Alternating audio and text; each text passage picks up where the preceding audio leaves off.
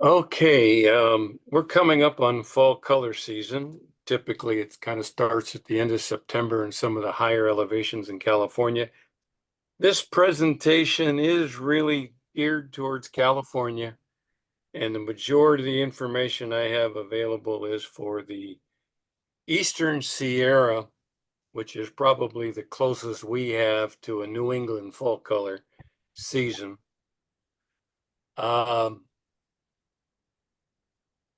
Starting off, I've done this presentation, I believe, once before. I've modified it for today's event, adding some new slides, taking away some of the old ones.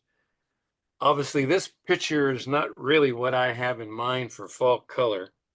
This is probably closer to Charlie Brown's Christmas tree. And I put it in here to kind of emphasize that to find fall color, you need to find a couple things. You need to find the right place to go, the right trees to photograph, and probably the right time to get there. This is more what I have in mind when it comes to photographing fall color. Now, this is not my picture. This is probably one of the only ones of this presentation today that's not my picture, but I put it up there because it shows a couple things. Obviously, this type of tree is aspen tree, quite prevalent in the higher elevations, 6, 7, 8,000 foot. But it also shows some pine trees. There's the right trees for fall color. There's the wrong tree for fall color, and pine trees are definitely in the fall color wrong series. When we try and shoot the fall color, one of the things we would like to do, if we can, is add some of that blue sky as contrast to the yellow and orange colors we typically see. But if it's not available, you don't have to, but it's nice to add it. This is the website that is probably the best I have found for where to go to see fall colors, when to go see the best fall colors. It's called CaliforniaFallColorMap.com. This was taken for last year's, and this was in the mid-October. They have a rating season based on the color of the leaves they show in the map. Green would be nothing's happening yet. Light yellow is they're just starting, a little bit of patchiness. The orange and the red are near the peak color, and they phrase it, go now. That's the best time to go. And then if you start to see the black, you've overcooked it. The leaves are starting to fall off. This is updated every Friday. And as you can see here, here's that Eastern Sierra range right in here, which is where we have some of the best color in the state. We've got Los Angeles area down here, San Diego down here. We have some pretty prime fall color up in the San Bernardino Mountains. Now, this was the map I took this morning. And you can see we're just starting to get some color in the high country. This Virginia Lakes is about 9,000 foot in elevation. So this map is very handy. It's updated quite often and very useful to know where to go and when to go.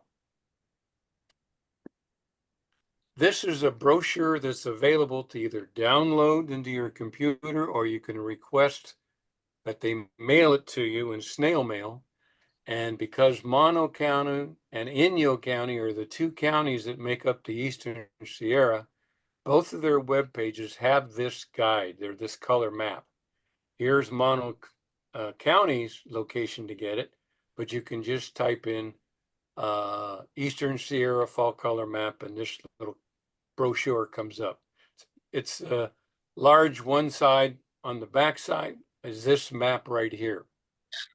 This map is showing 22 locations along the Eastern Sierra with a little write-up of each, going from Big Pine, which is about 276 miles away from Long Beach, on a 155-mile journey up to about, let me get rid of this out of the way.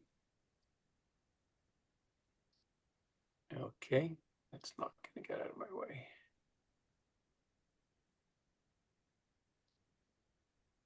Monitor Pass. And let's see here. Now there's a write-up of each. typically Bishop is kind of where we have started when we've gone on this trip. And this Creek Canyon, which is number 3 here, has some beautiful fall color along here. You've got several lakes and this stream that goes along this Bishop Creek. Convict Lake, which I'll show you a picture of later. Mammoth Lakes. This June Lake Loop is an excellent location. I believe this is about a 20-mile loop. You've got several lakes, several streams going through it.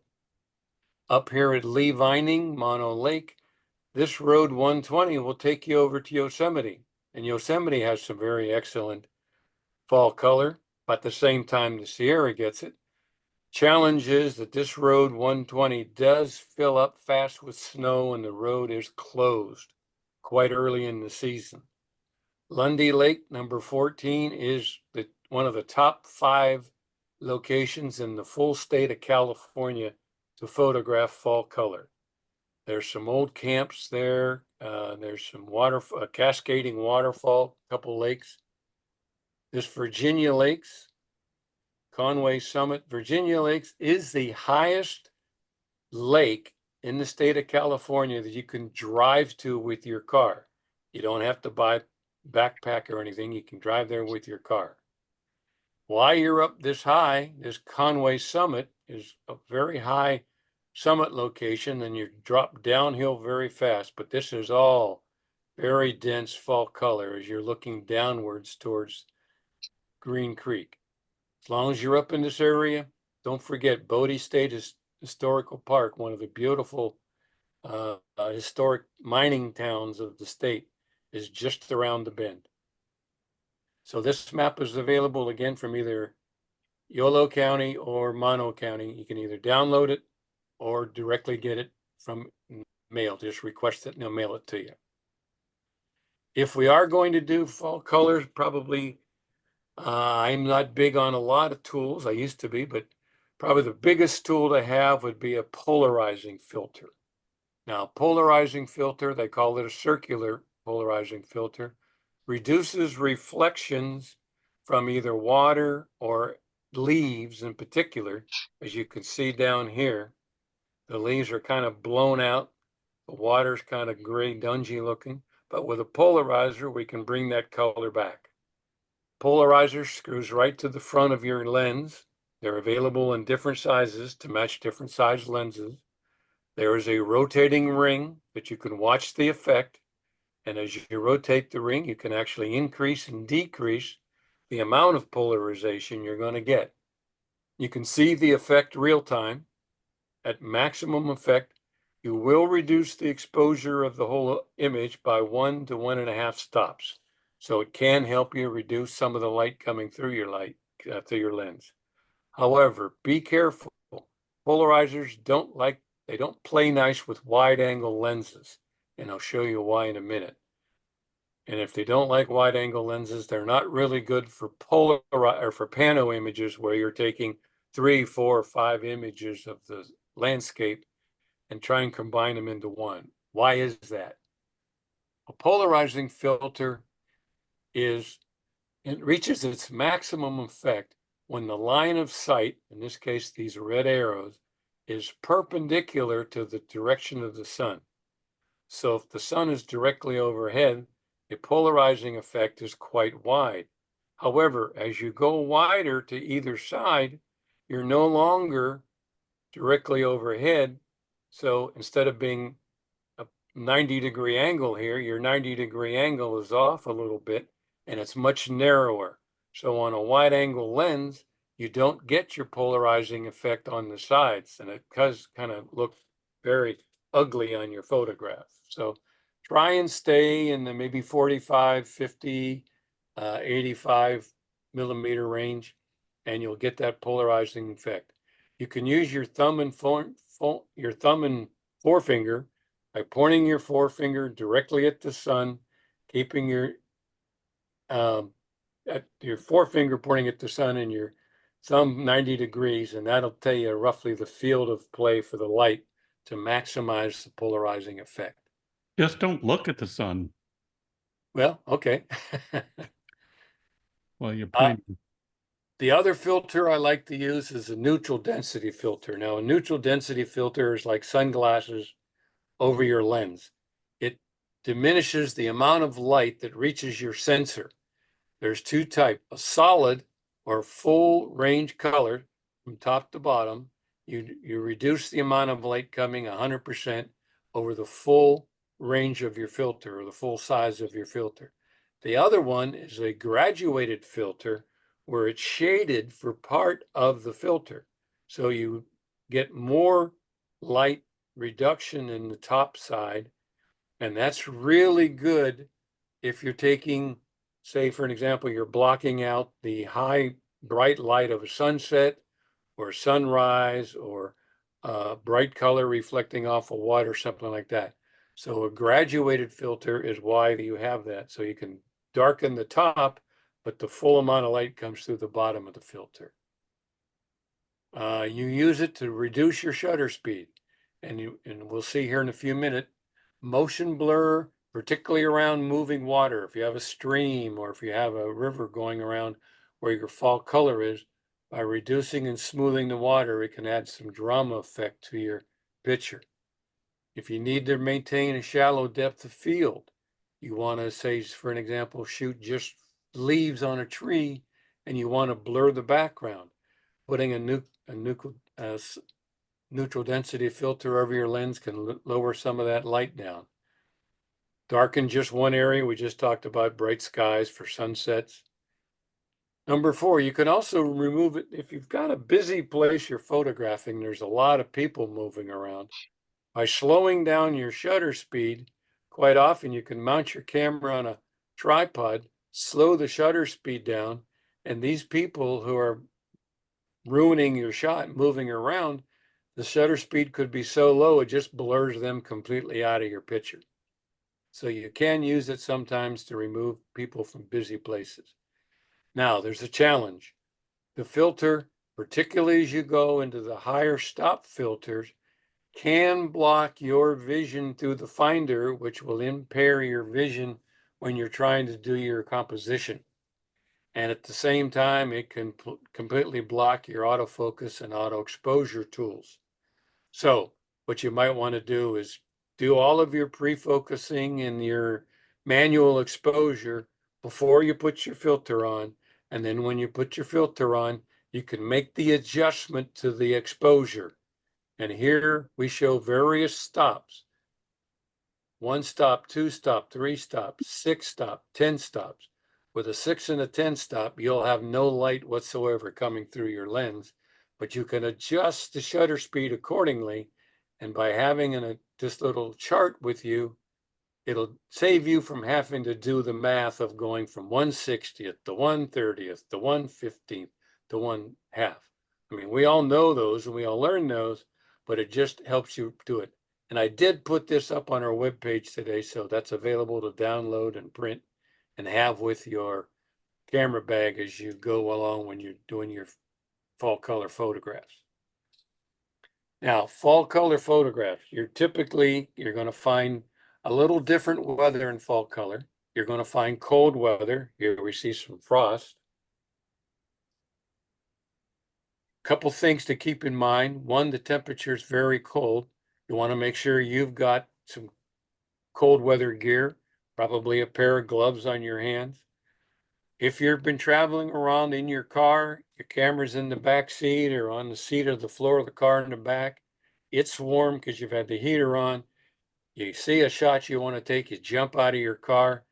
If you're wearing glasses, you know that your glasses could fog up in cold weather. And the same thing can happen with your camera lens. So it's always a good idea when you jump out of the car, give your camera a good 5 minutes or so to kind of equalize to the temperature of the outside temperature, and then start taking your picture. One of the things that I like to do when I'm taking a shot like this, where there's a lot of bright, as you see the ice here, be careful of exposure because having some bright areas, more than average bright areas in your photograph, it could make your exposure off a little bit. By definition, having more bright light in there It will underexpose your image a little bit. Set your white balance because you're going to see a lot of warm colors. Make sure your camera is set to daylight. You don't want to use any other color than daylight because the color warmth of the fall colors could make the daylight. Oh, well, it's going to be best in daylight. It make it go off if you have it in shade or in shadow. Obviously, when the leaves fall off on a cold day, they can be in frost, so that can add some drama or interest to your photograph. Quite often when we're taking fall colors, we're going to get a little bit of an overlap with the winter sneaking into the fall. Again, the fall temperature, you get a little snow, the temperature might be a little colder. You do get an effect of some clouds around it. So if you've got the winter creeping into the fall, by all means, add it to your photographs. Again, just be careful if you start to see too much bright or too much snow that you may have to watch your exposure a little bit. Rain. Quite often it rains when the fall colors or fall season comes in. This happens to be up in Zion National Park, one of the most photographed mountain peaks is this thing right here called the Watchman Peak. When the rain quits, now it takes a great drama, adds great drama to your photograph. If you're getting out of the car in the rain, make sure you cover your camera somehow, protect it from the rain. Same thing with the lens. If you get water on your lens, it could break up your image when you see it. So you want to make sure you've got a rag or something to dry your lens off if you have to. When the rains do finally quit, you will get by far the most saturation on the colors of your leaves.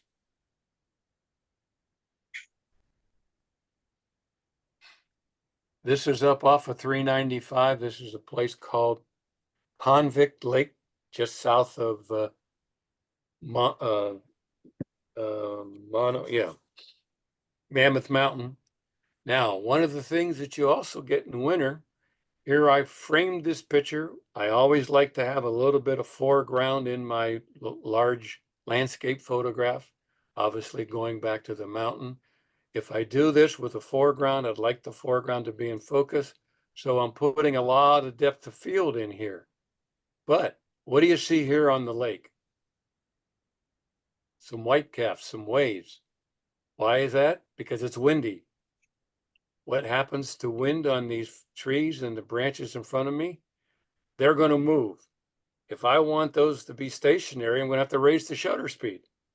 Then I can freeze that, probably 250th or a little faster shutter speed. When I do that, that's going to take away the depth of field.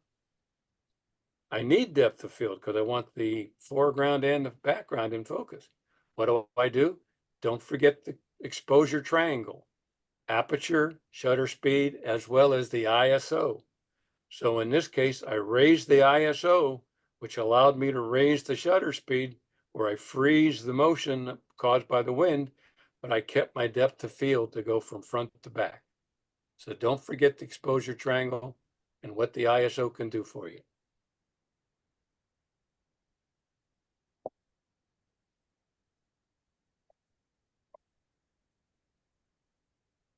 Time of day. Generally, if you have the low light of the sun, and that typically comes in the morning, sunrise an hour or so after, and then sunset an hour or so before, you can tell here I've got some long shadows. Those hours of the day will give you the greatest saturation on your colors. So if you can, you've got the time, get up early, stay late, take advantage of that. That's called the golden hour, both in the morning as well as the afternoon.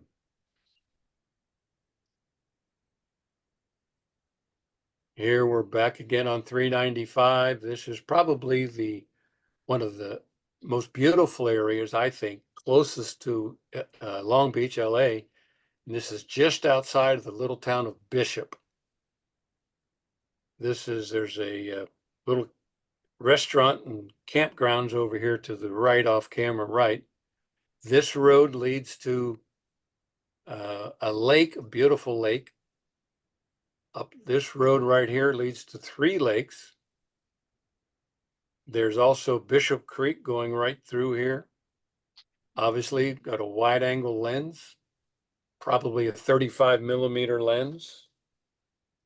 This is the little town of Aspendell, Aspendel, a very, very popular place. This is actually, I'm pulled right off to the side of this road. There's a wide spot in the road. Was able to get out, put up my tripod, not worry about blocking any traffic or anything. Here we have the north rim of the Grand Canyon. Again, if we can, add a little bit of blue to offer some contrasting color of the fall trees. Again, these are aspen. Again, you'll notice these are pine trees. They don't do any color changing. Now, in this particular photograph, having been there many times, this is a very nice meadow. It's about 100 yards wide.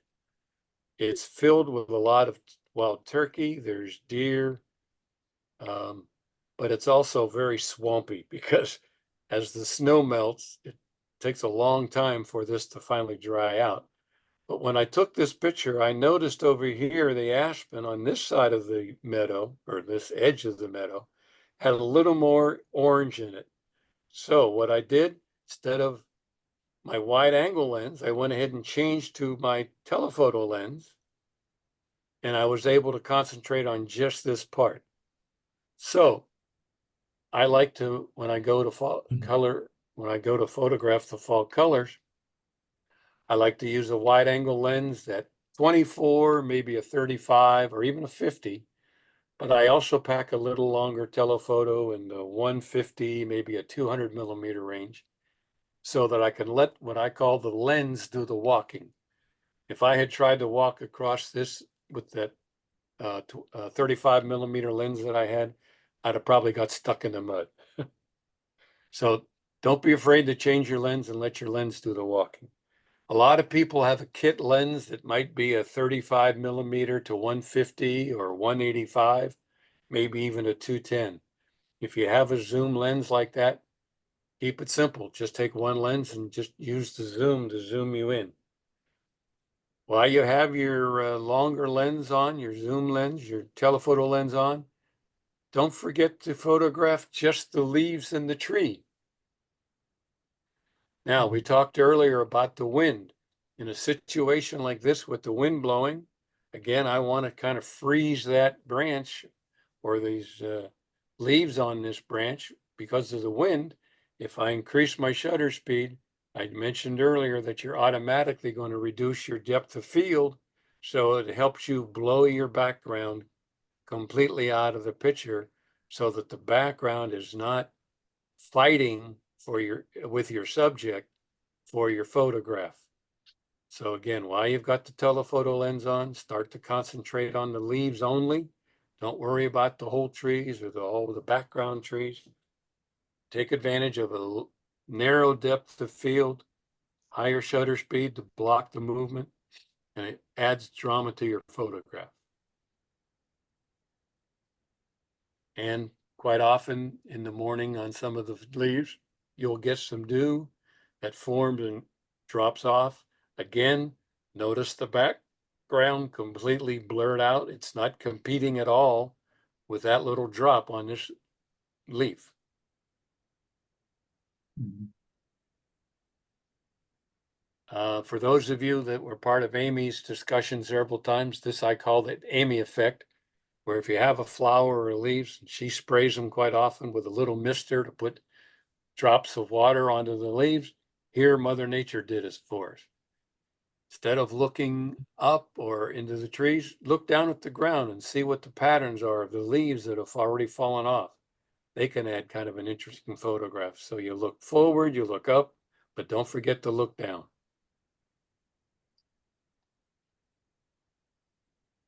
Sometimes when you go to an area, you may be a little on the late side and the leaves have kind of fallen down. But there's opportunities in that situation where the leaves that have fallen down kind of on this little path, they might make an interesting photograph as well. So it goes along with looking down as long as looking up.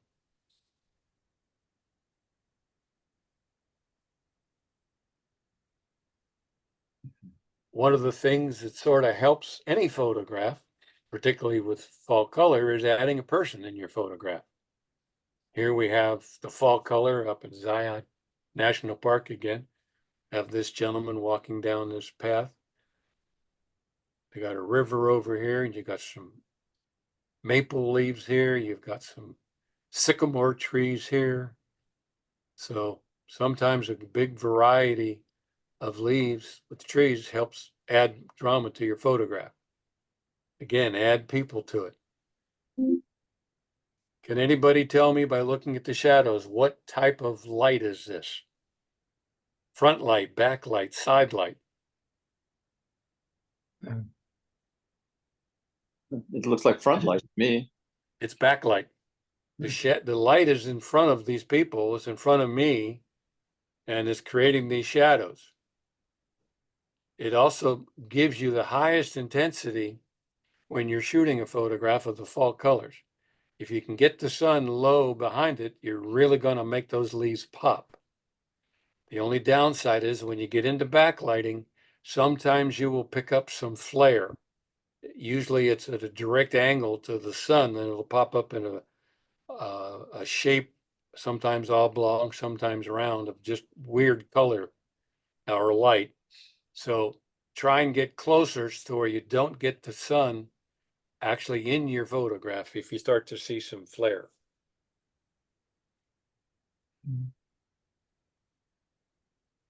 One of the things you also might see are animals. Fall is very good time to see animals at their best behavior or maybe craziest behavior. Fall is generally what they call the rutting season, where the animals will start to pair up and begin to have their mating season. So you have the males showing plumage if it's a bird, or their behavior, rutting, making noises, trying to impress the females.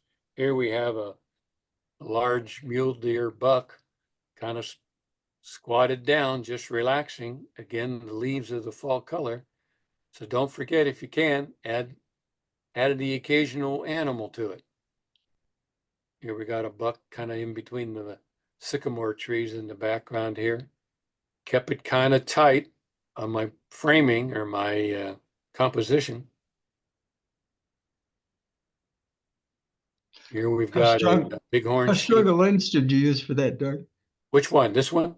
The previous one, That one? the one just before, That's a 200. 200. Oh yeah, yeah. Yeah, So you were pretty close to that. Yeah. I'm about 40, 50 feet from this rascal. Oh yeah. This one was with I think I want to say 300. It was my 100, 400 zoom. Oh. I was back a little further, so I used that zoom to bring him forward to the lens, but at the same time bring that tree, those trees in the background, a little closer to him. It narrows the depth of field a little bit. Yes. Wants to bring the background a little forward in your image by using a telephoto lens. This was at 400. I was a little further away from this rascal. And again, even birds are displaying their best plumage to, again, attract that female. Here's a photograph again. I want the background to go a little out of focus, late enough that the leaves have pretty much fallen on the ground. But again, it kind of gives a little bit of a stable background, if you will, with not a lot of twigs and branches and stuff in it.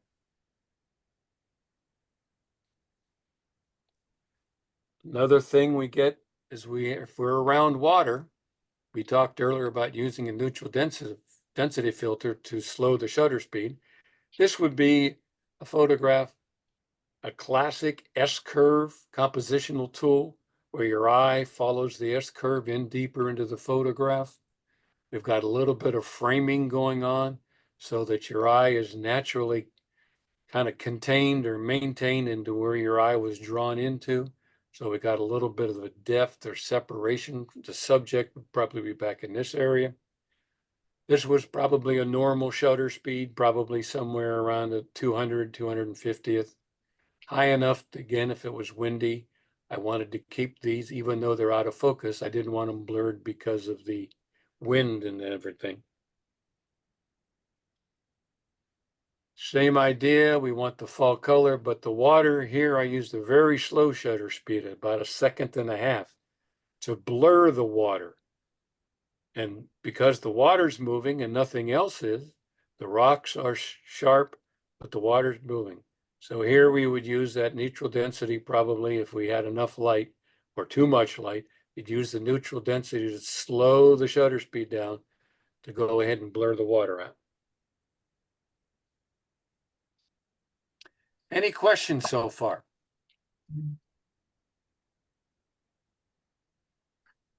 All right, I'm going to wrap it up. If there are no questions, I'm going to do a little checklist here.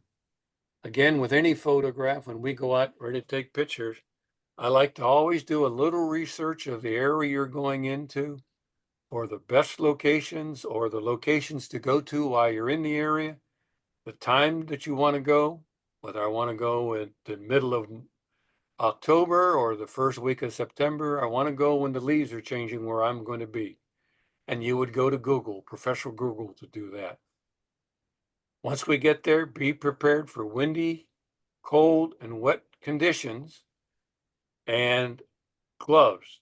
You can buy special gloves to wear when you're using a camera that have your index finger and maybe your thumb open so that you can control your shutter speed and any dials or anything that you have to set the exposure or whatever it is. These happen to be, and not that I'm endorsing it by any means, but it's called Freehands Men Unlined Fleece Glove. But there's numerous varieties that allow you to open up your index finger and your thumb so that you can have good access to the controls on your computer, excuse me, on your camera. Now, don't forget when you step out of your car in the cold conditions, you want to avoid fogging the lens. So you want to give it time out of the car to adjust. I'm also putting a notation here, battery. While it's cold, chances are your battery capacity or the amount of charge that your battery has available to you is cut in half when you get into the 40 and 30-degree temperatures. So you want to be careful that you may run out of battery capacity because of the cold weather. So it's a good idea to pack an extra battery and put that battery in your pants pocket because it'll stay warmer with your pants pocket. If you're going looking for fall color, always pick the best trees that'll give you the fall color. Aspen, willow, oaks, maple, ash, and cottonwood. As far as California is concerned, and particularly the Eastern Sierra, they will give you by far the best color range. Aspen tend to be in the higher elevations and they get color first, working your way down to the lower elevations where the cottonwood and the oaks will be. Elevation wise, the aspen are up in around 8,000 elevation. The cottonwoods are down in the 4,000 and 5,000. Use aperture priority. Why? Because I want to blur the background if I can, or I want a lot in focus. From the foreground, I want in focus all the way back to the background. So aperture priority allows you to do that. Try using a polarizing filter. Take some of the glare off of the leaves, off of the sky, off of water. Again, if you put polarizer on, that will automatically take about a full stop, maybe a stop and a half of light away from coming into your filter. So that can work to your advantage. When you're out there doing your compositions, focus on the grand vistas, wide angle lens, medium sized lens, but also don't forget the close up of the leaves. There you're probably going to get into more of the telephoto or the mid-range telephoto. Do a little bit of both. Again, watch your background. So I would say a lens would be somewhere between 24, 35, and 50 millimeter. And your telephoto could be 100 to a 200 millimeter. Slow shutter speed around water, moving water. If you don't have a lot of light, maybe you can take care of it with the shutter speed in your camera. If you're doing it during the brighter parts of the day, there's when you're going to use that neutral density filter. And it might not be just one. Maybe you have a 1-stop, a 2-stop, and a 3-stop because of the different light conditions. You might use one over the other. Again, on white balance, I like to leave it on daylight white balance. Don't let it go to shade or to any of the other white balance settings. Even though you're going to have some very strong colors, the orange and warm colors, that's why you want to keep it on daylight. If you can shoot near sunrise or sunset, again, that's called the golden hour. If you can, look for strong side lighting or strong backlighting, because again, that's going to emphasize the color. And I like to slightly underexpose for that best color. And here I'm only talking about a 1/2 stop or something like that. All right, any last questions before I shut this down? I don't have any questions, but I'd just like to say it's a wonderful presentation. Yes. Very Thank you. good. Yes, a lot of good information, but a lot of hidden information too, just looking at those fabulous pictures. Very inspiring. And now you've got me inspired. I got to talk my wife into taking a trip with me up 395. Yeah. Well, we stayed at Bishop, which is one of the major big towns coming into that area. Mm-hmm. And from Bishop to the very top of where those numbers were, number 22, it's probably 145 miles, but we broke that into 3 days. So There's we would place- go up to a certain area. I would spend probably hours in each one of those locations along that map. So, There were places to stay and eat along those, once you got out of Bishop. oh yeah, Bishop, you got Mammoth Mountain, right there along June Lake. There's quite a few motels along June Lake. In the town of Bridgeport, which is north of Yeah. that Bridgeport, yeah. of Bodie, that's got some beautiful towns in it. So yeah, you can combine several side trips. While you're in Bishop, part of Bishop, there's a railway historical museum and grounds there right in town as you're heading out to go into climb the ridge up into the higher country.